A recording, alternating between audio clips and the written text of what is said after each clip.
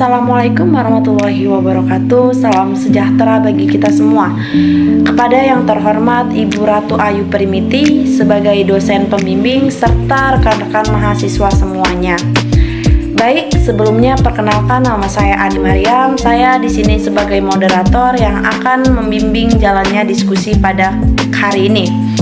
Baiklah, sebelumnya izinkan saya untuk memperkenalkan anggota kelompok 5, yaitu ada Kak Alinudin, Kak Alma Herlina, Kak Rahmat Cahyadi, Kak Muhammad Kodis, Kak Iro Sohendang, dan Kak Robiatul Adawiyah.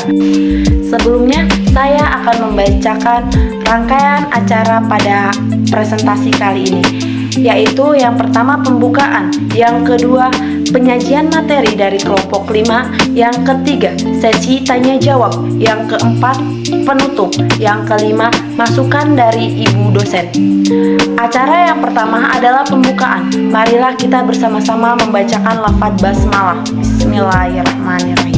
Dan selanjutnya adalah penyajian materi sebagai inti acara. Untuk itu, saya memberi kesempatan kepada penyaji untuk mempresentasikan hasil diskusinya. Ya baik, materi yang pertama yaitu setiap perusahaan memiliki tanggung jawab sosial yang merupakan bagian dari etika bisnis, yaitu adanya kesadaran perusahaan bahwa keputusan bisnis dapat mempengaruhi masyarakat. Terima kasih. Tanggung jawab sosial perusahaan adalah wujud kepedulian suatu usaha pada masyarakat dan lingkungan di sekitar di mana usaha tersebut berada. Arti yang lebih luas dari istilah ini adalah tanggung jawab perusahaan terhadap pelanggan, karyawan, dan kreditor. Baik teman-teman, saya akan menjelaskan yaitu tentang pengertian etika bisnis. Nah, istilah etika bisnis itu adalah berasal dari bahasa Yunani, yaitu ethos, yang artinya itu kelakuan, adat, atau kebiasaan.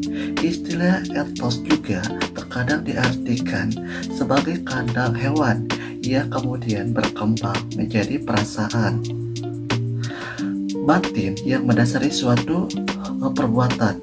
Nah, istilah bisnis ini bisnis ya teman-teman. Bisnis artinya usaha dagang. Dan secara harfiah, bisnis berasal dari bahasa busnes. Busi artinya itu sibuk mengerjakan aktivitas dan pekerjaan yang mendatangkan keuntungan. Bisnis merupakan hubungan antara manusia yang saling membutuhkan pada posisi yang berbeda seperti penjualan dan pembeli.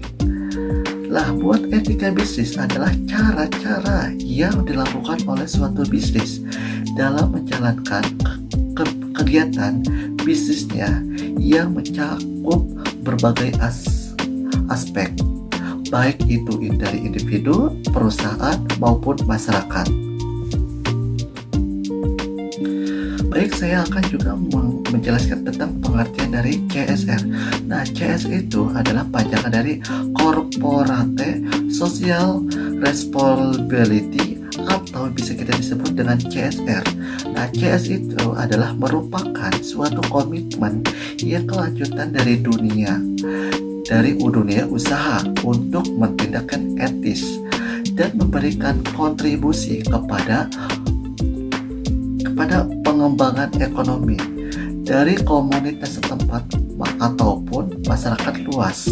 Nah, CSR ini memiliki konsep bahwa perusahaan bertanggung jawab terhadap komitmen karyawan, pemegang saham, komunitas, dan lingkungan dalam segala aspek operasional perusahaan. Baik, segitu dari saya akan kembalikan kepada moderator. Terima kasih. Baik, terima kasih.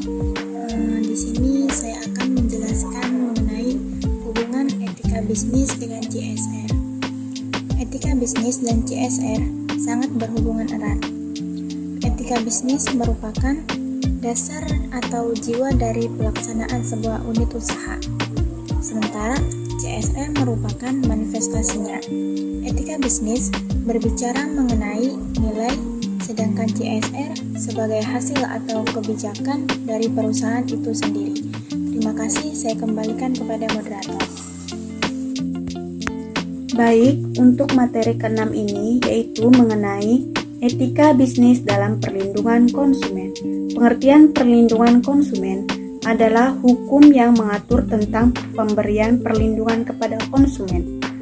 Dalam rangka pemenuhan kebutuhannya sebagai konsumen, Pemerintah Republik Indonesia pada tanggal 20 April 1999 telah mengesahkan Undang-Undang Nomor 8 Tahun 1999 tentang perlindungan konsumen. Pada pokoknya, perlindungan konsumen telah cukup memberikan perlindungan dari tindakan-tindakan pelaku bisnis atau pelaku usaha. Namun demikian, etika saja masih dianggap kurang tanpa hukum, karena pemberlakuan etika perlu ditegakkan secara hukum. Inilah alasan kenapa hukum dikatakan penting berada dalam dunia bisnis. Terima kasih. Materi yang keempat mengenai manfaat dasar hukum dalam perlindungan konsumen. Hukum perlindungan konsumen ini mendapat cukup perhatian karena menyangkut aturan-aturan guna mensejahterakan masyarakat. Bukan masyarakat selaku konsumen saja yang mendapat perlindungan, akan tetapi pelaku usaha juga memiliki hak yang sama untuk mendapat perlindungan. Masing-masing memiliki hak dan kewajiban. Pemerintah juga berperan dalam mengatur, mengontrol, dan mengawasi, serta tercipta sistem yang kondusif saling berkaitan satu dengan yang lainnya, sehingga tujuan mensejahterakan masyarakat tercapai secara luas. Terima kasih. 5. Pentingnya penegakan dasar hukum dalam kegiatan bisnis. Ketika Anda memutuskan untuk memulai bisnis sendiri, akan ada risiko yang tidak dapat dihindari. Salah satu risiko yang biasa ditemui oleh pembisnis adalah ditipu oleh sesama pendiri perusahaan, kehilangan aset pribadi karena bisnis yang dijalankan tidak berbadan hukum, atau klien yang tiba-tiba melakukan pembatalan dan tidak membayar biaya yang seharusnya dibayarkan. Disinilah hukum bisnis berperan penting dalam berjalannya kegiatan bisnis, karena hukum mempunyai sifat mengikat dan memaksa, sehingga bisa memaksa warga negara melakukan kewajiban-kewajiban baik terhadap masyarakat maupun terhadap negara.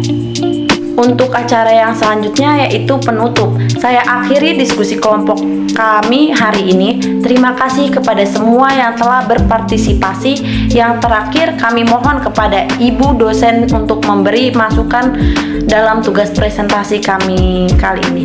Terima kasih, saya ucapkan wassalamualaikum warahmatullahi wabarakatuh.